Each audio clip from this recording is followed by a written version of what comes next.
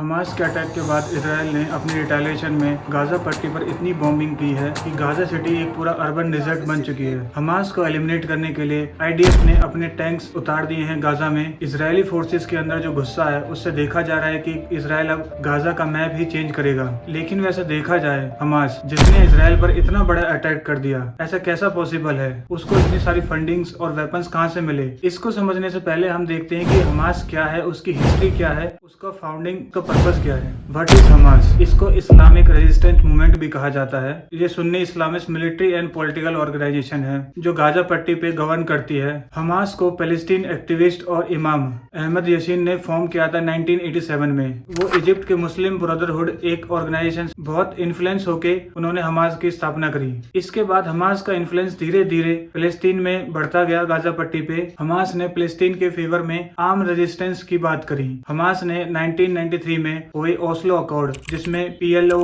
और इसराइल ने साइन किया था, उसका भी विरोध किया। हमास के आर्म रेजिस्टेंस के चलते यूएसए ने 1997 में हमास को टेररिस्ट ऑर्गेनाइजेशन घोषित कर दिया। यूएसए के साथ और भी कंट्रीज हमास को टेररिस्ट ऑर्गेनाइजेशन डिक्लेयर कर चुकी हैं। हमास ने 2006 में हुए इलेक्शंस में अपने जो रिवेलरीज थे उनको हरा के गाजा पट्टी पर पॉलिटिकल पावर हासिल करी। इसके बाद उसने 2006 से लेकर 2023 तक गाजा पट्टी पे 17 सालों से वो राज कर रहा है। वहाँ पे और भी कोई अपोजिशन पार्टी है नहीं।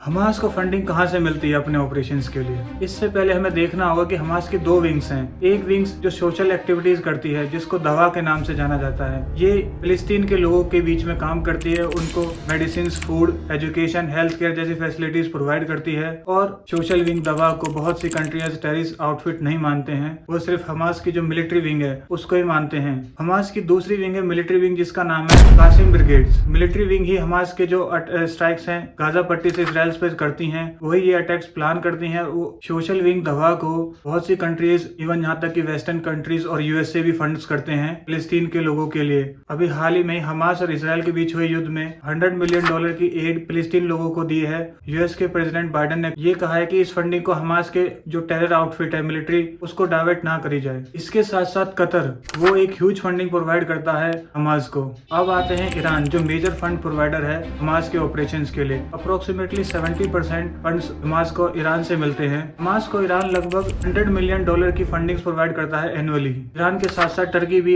हमास को सपोर्ट करता है, उसकी पॉलिटिकल विंग को। चैरिटेबल फंडिंग्स के अलावा हमास टैक्सेस भी लगाता है जो स्मगल होके आते हैं टनल से इजिप्ट में। और देखा जाए हमास का जो टैक्सेस रेवेन्यू है $450 मिलियन है पर ईयर के लिए। ईरान हमास को वेपन्स रेड सी के थ्रू इजिप्ट के बॉर्डर के जो टनल से इलीगली सप्लाई करता है हमास को गाजा पट्टी में। ईरान ने surface to surface missile, artillery rocket दिए हैं M302 और फजीर 3। जर्मन चांसलर का कहना है ईरान की सपोर्ट के बिना हमास इतना बड़ा अटैक नहीं कर पा सकता। इस अटैक को लेकर यूएस प्रेसिडेंट बाइडेन ने भी कहा है कि ईरान को केयरफुल रहना चाहिए।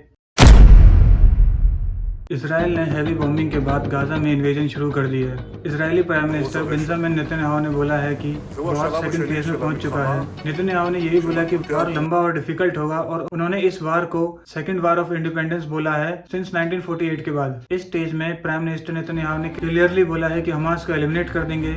उन्होंने स्टेटमेंट दी है, we are only at a start, we will destroy the enemy above the ground और बिलो द ग्राउंड।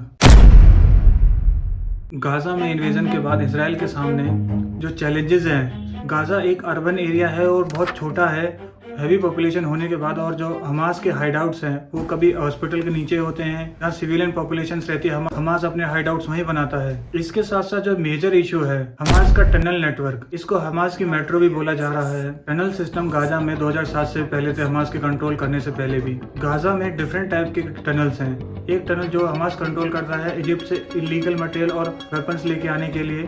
दूसरी कमर्शियल टनल्स है जो हमास अलाउ करता है, जिसमें कमर्शियल गुड्स, जिसपे हमास अपना टैक्सेस भी लगाता है। और जो फाइनल कैटेगरी की टनल्स हैं जो हमास की कॉम्बैक्ट टनल्स हैं, उसमें अपने कॉम्बैक्ट ऑपरेशंस करता है। इन टनल्स में हमास ने सब कुछ इंस्टॉल किया हुआ है, यहाँ तक कि टेलीफोन से लेकर हर चीज की फैसिलिटी है जो एक वार में यूज हो सकती है। इन टनल्स में लैंडलाइन फोन्स का यूज किया जा रहा है जो ओल्ड फोन्स थे।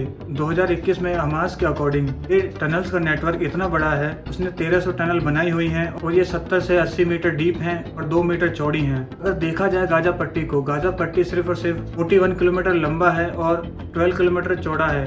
मे बी ये नंबर एक्यूरेट नहीं हो सकता, बट लेकिन फिर भी हमास ने ह्यूज नंबर में टनल्स बनाई हुई हैं अपने ऑपरेशंस को कंडक्ट करने के लिए। इन टनल्स को बंद करने के लिए इसराइल ने स्पूंज बम का यूज करना शुरू किया है, बट इसका कंफर्मेशन ऑफिशियली इसराइल की तरफ से नहीं आया है। देखा जाए स्पूंज बम क्या होते हैं। स्पूंज बम काइंड ऑफ केमिकल ग्रेनेड्स होते हैं। इसमें जो केमिकल्स होता है, दो केमिकल्स एक रिएक्शन करके वो अपना एक्सपेंड करते हैं और जो एक टनल्स होता है उसको बंद कर देते हैं। अगर टेररिस्ट हैं तो वो उसी में रह जाएंगे दोनों साइड से, ना ही वो आ सकते ना जा सकते।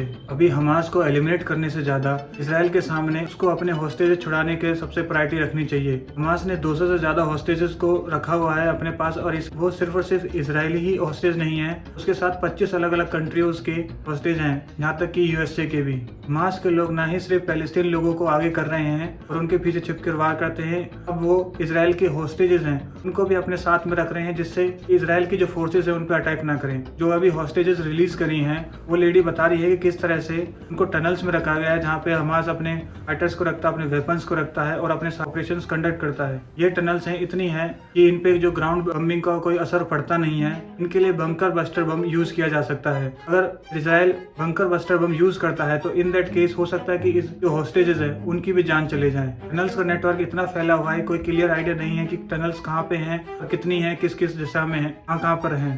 तमीर पराडो जो मोसाद के फॉर्मर हेड रह चुके हैं, खुद आईडीएफ के कमांडो थे, उनका कहना है कि मिलिट्री रेस्क्यू ऑपरेशंस करना बहुत ही डिफिकल्ट है, क्योंकि जो हॉस्टेजेस है हो सकता है कि उनको डिफरेंट ग्रुप्स में डिवाइड किया गया हो, एक साथ ना रखा गया हो, और इसके साथ साथ ये भी हो सकता है कि जो डिफरेंट लेयर्स हैं टनल की उनमें रखा गया हो। आइडेंटिफाई करना किस टनल्स में हॉस्टेजेस हैं और किस में हमास लोग जो फाइटर्स हैं बहुत ही मुश्किल है। देखा जाए तो एक्सपर्ट के हिसाब से जो इसराइल का जो ग्राउंड इन्वेजन है वो इतना आसान नहीं होगा और कॉस्टली भी होगा, यहाँ तक कि ये वार लगभग 18 महीने तक चले या उससे ज्यादा भी। इसमें भी कोई श्योरिटी नहीं है कि हमास को वो एलिमिनेट कर पाए। कुछ एक्सपर्ट्स का कहना है कि जो अमेरिका का हाल वियतनाम में हुआ था, ये हो सकता है कि इजरायली फोर्सेस का सिचुएशन गाजा पट्टी में हो।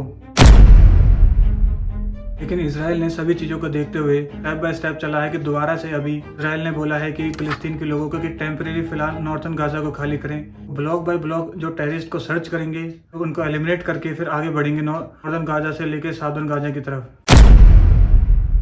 इसराइल और हमास की वार से हो सकता है कि ये वार स्प्रेड हो जाए और जो अदर कंट्रीज हैं और अदर टेररिस्ट आउटफिट हैं, हिजबुल्ला लेबनान में है और may be Iran direct involvement हो जाए। मे बी हो सकता है कि ये जो वार है एक रीजनल वार बन जाए, पूरा मिडिल ईस्ट एक वॉर जोन में तब्दील हो जाए। अगर आपको ये इन्फॉर्मेशन अच्छी लगी तो इस वीडियो को लाइक करें और इस चैनल को सब्सक्राइब करें।